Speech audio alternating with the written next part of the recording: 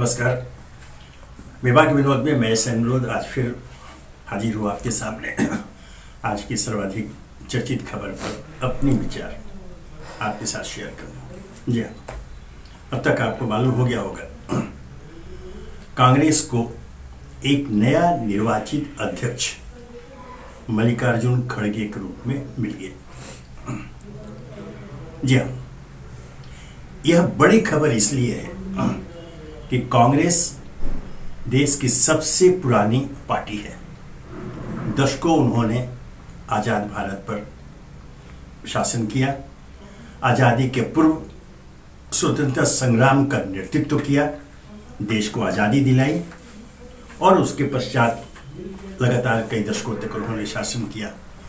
और ये भारत का खुशबूदार लोकतंत्र है कि यहाँ मजबूती के साथ सारे दल अपने अपने काम करते हैं और अपनी विचारधारा, अपने नीतियों के आधार पर जनता के सामने समर्थन के जाते हैं, वोट के जाते हैं। और उसी प्रक्रिया में 2014 में केंद्रीय सत्ता में परिवर्तन हुआ, जब कांग्रेस नेतृत्व की यूपीए सरकार को पराजित कर भारतीय जनता पार्टी नेतृत्व की एनडीए सरकार सत्ता में आई और नरेंद्र मोदी प्रधानमंत्री बने। अब लगभग 8 वर्ष हो गए, 2 बार लगातार वो प्रधानमंत्री बने, भारतीय जनता पार्टी नेतृत्व की सरकार बनी। वैसे में कांग्रेस जो दिनों दिन कमजोर होती जा रही है, जैसे मैंने कहा देश की सबसे बड़ी पार्टी है, दशकों तक शासन किया पूरे देश पर। दक्षिण के कुछ राज्य को छोड़ दे तो लगभग पूरे देश पर उनका शासन रहा हमेशा। अपवाद स्वरूप बीच में पश्चिम बंगाल में वामपंथियों का शासन गुजर रहा था, लेकिन कमोबेश कांग्रेस ने देश पर शासन किया। उसके बाद धीरे धीरे कांग्रेस कमजोर होती चली गई और इतनी कमजोर कि अब तो बमुश्किल पिछले चुनाव में 50 का आंकड़ा लोकसभा में पहुंच पाई और गिनती के 2 राज्यों को छोड़कर के देश में कहीं भी उनका शासन अपने बहुमत पर नहीं है।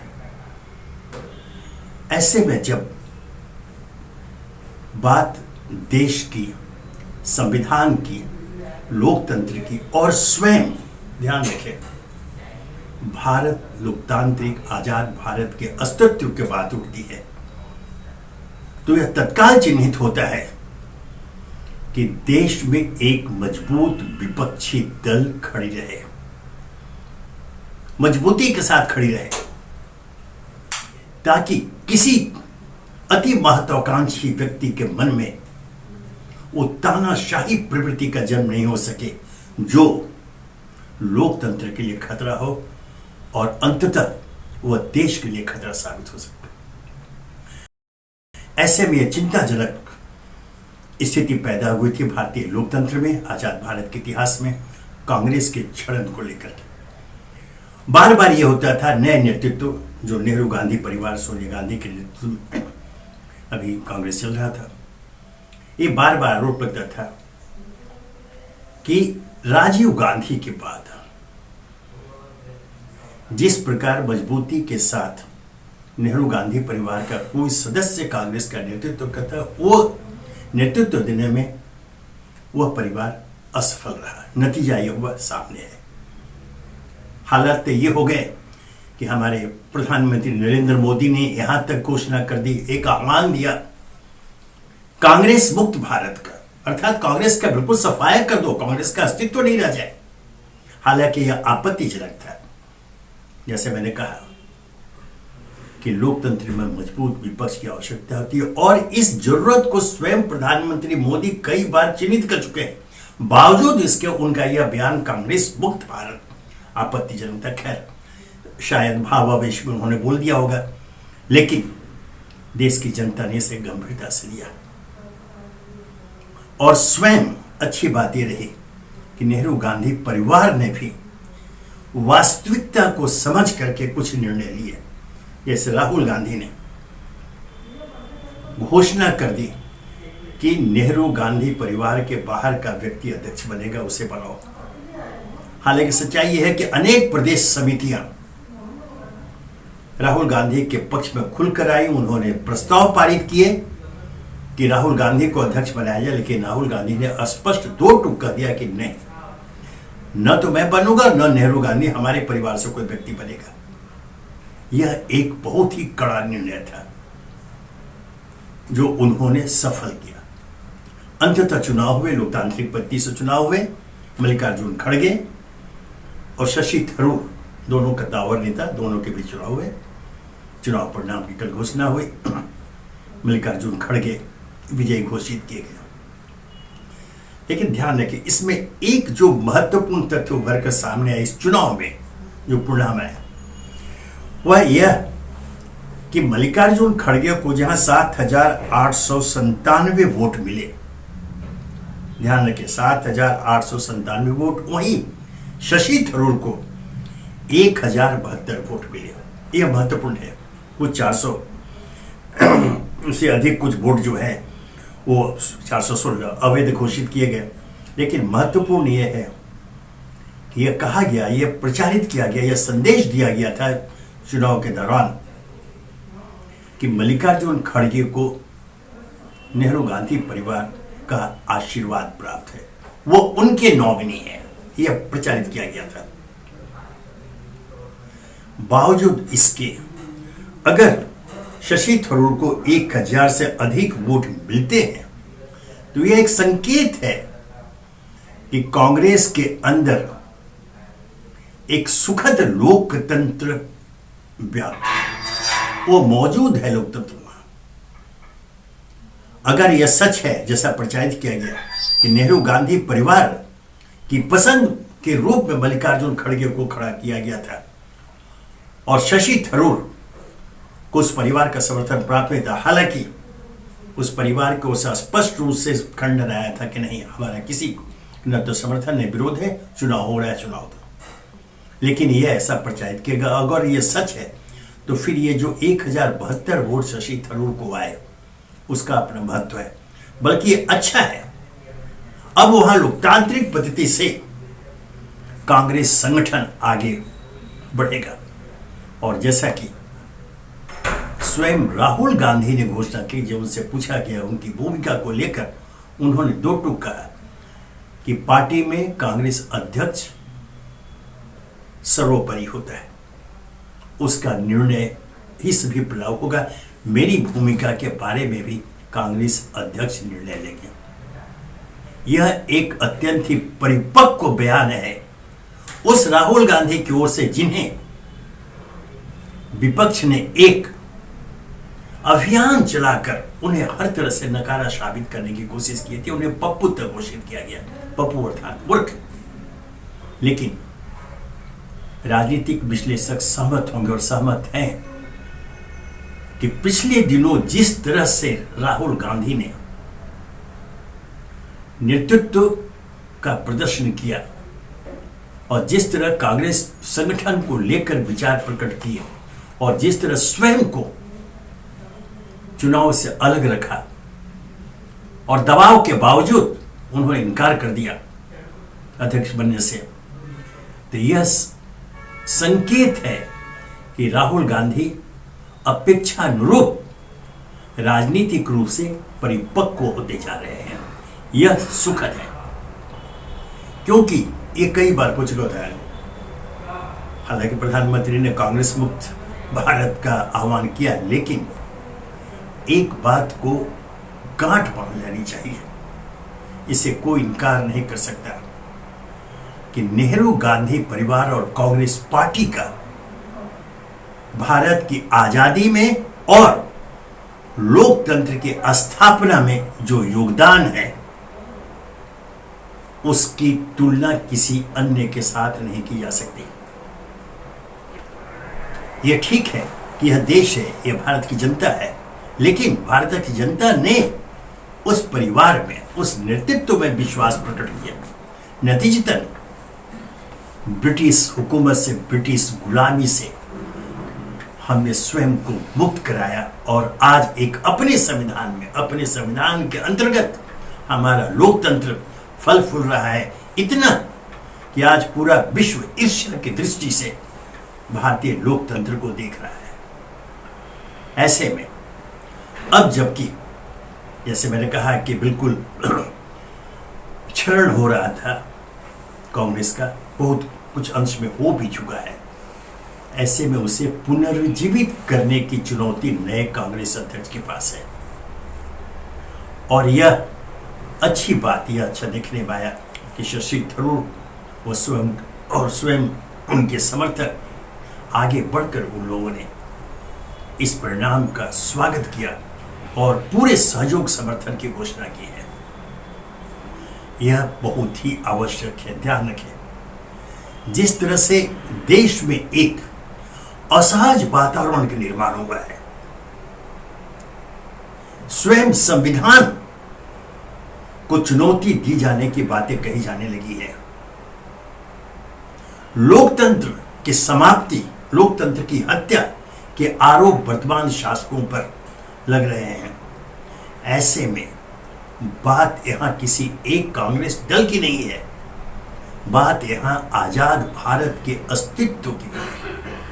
उसकी रक्षा आवश्यक है और यह तभी संभव होगा जब हमारा लोकतंत्र सुरक्षित रहे और अपनी पूरी आभा के साथ यह आजाद भारत किसी ऐसी ताकत को समर्थन नहीं देगा जो कहीं न कहीं तानाशाही के पथ पर अग्रसर होने के मंसूबे पाल रहा है। पिछले दिनों जैसे मैंने कहा, अनेक संवैधानिक संस्थाओं पर जो अंकुश लगाए गए, उन्हें समाप्त करने की दिशा में कुछ कदम उठाए गए। यह आरोप लगा कि सारी संवैधानिक संस्थाओं को समाप्त किया जा रहा है। दुखद रूप से अभी 1-2 दिन पूर्व भारत के कानून मंत्री श्री रिजिजू ने न्यायपालिका को लेकर जो बयान दिया है वो खतरनाक है। न्यायपालिका पर नियंत्रण जिस दिन सत्ता पक्ष करने लगेगा, उस दिन हमारा लोकतंत्र समाप्त हो जाएगा। आज अगर भारत का लोकतंत्र सुरक्षित है तो इसमें बहुत बड़ा योगदान हमारी न्यायपालिका को है। अतः उसकी निष्पक्षता, उसकी स्वायत्तता में हस्तक्षेप नहीं होना चाहिए। न्यायपालिका को अधिकार है कि संसद द्वारा पारित कानूनों की भी समीक्षा कर सके। हमारे संविधान निर्माताओं ने बहुत विचार मंथन के बाद सोच समझकर कार्यपालिका, विधायिका और न्यायपालिका के अधिकार चिन्हित किए थे। ऐसे में जो मैंने कहा कि जिस संविधान और लोकतंत्र के ऊपर आक्रमण की बात हो रही है, जो चर्चा हो रही है, जो आशंका व्यक्त की जा रही है कि उनकी हत्या की कोशिश की जा रही है, ऐसे में कानून मंत्री का ताजा बयान घोर आपत्तिजनक है। इसका संज्ञान तत्काल स्वयं प्रधानमंत्री ले। यह उनके एक मंत्री का बयान है, न्यायपालिका को नियंत्रित करने संबंधी बयान है। यह देश की जनता बर्दाश्त नहीं करेगी। ध्यान रखें, अगर प्रधानमंत्री नरेंद्र मोदी विश्व के सर्वाधिक लोकप्रिय नेता के रूप में स्थापित हुए हैं और उनकी एक मंशा है, उनकी एक आकांक्षा है कि देश में सर्वाधिक काल तक प्रधानमंत्री बने रहने का इतिहास वो रचे, वो रिकॉर्ड उनके नाम से हो। और यह तभी संभव होगा जब 2024 का चुनाव जीतकर पुनः नरेंद्र मोदी प्रधानमंत्री बनते हैं और यह 2026 से काल होगा। उस समय वो सर्वाधिक लंबी अवधि तक प्रधानमंत्री बने रहने का रिकॉर्ड स्थापित करवाएंगे।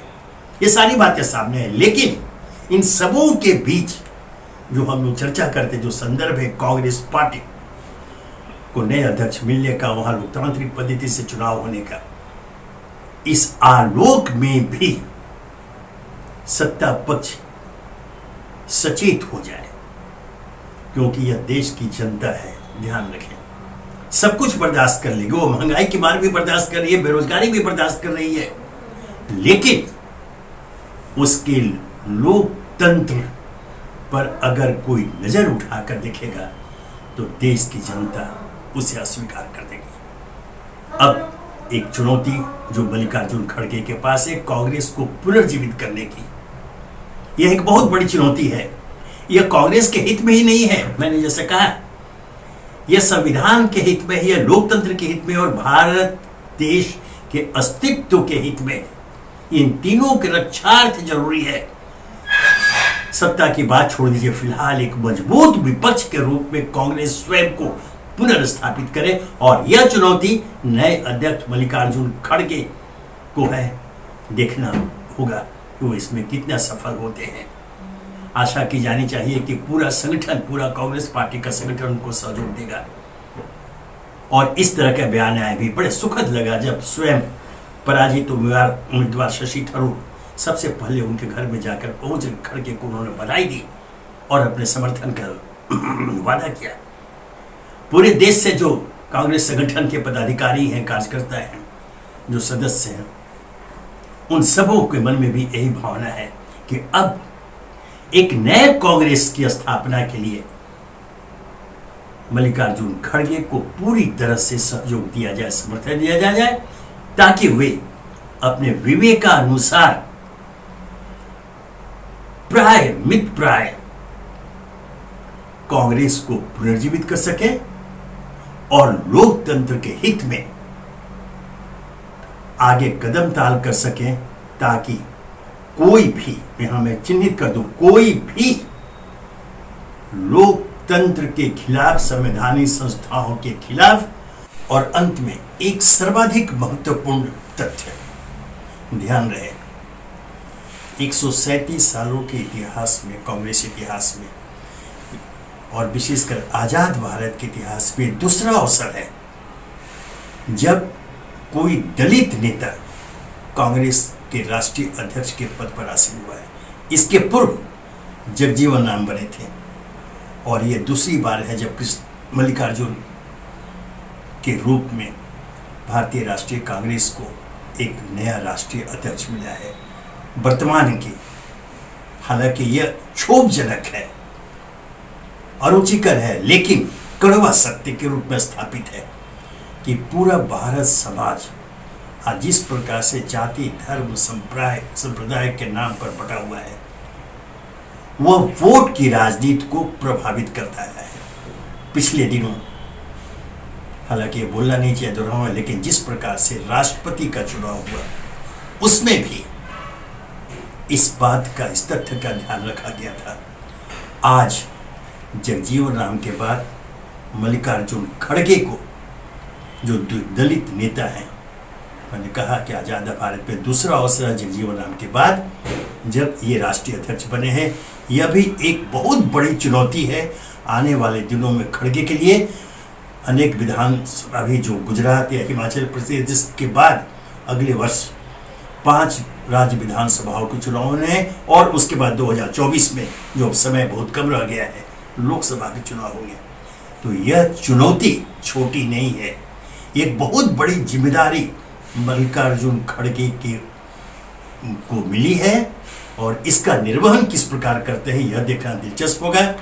आशा यह की जाए कि जैसा मैंने कहा, वो दोहरा ही रहा हूं कि संविधान के हित में, लोकतंत्र के हित में और स्वयं भारत देश के अस्तित्व के हित में मल्लिकार्जुन खड़गे एक सफल नेतृत्व कांग्रेस को दे पाएंगे। उस कांग्रेस को जो देश की सबसे पुरानी पार्टी है, सबसे अनुभवी पार्टी है और जिस पर देश आशा भरी दृष्टि से देख रहा है, इसलिए ताकि कोई ऐसा तत्व न उभर पाए जो हमारे लोकतंत्र के लिए, हमारे संविधान के लिए खतरा बन जाए, किसी प्रकार का कदम उठाने की हिम्मत न कर सके।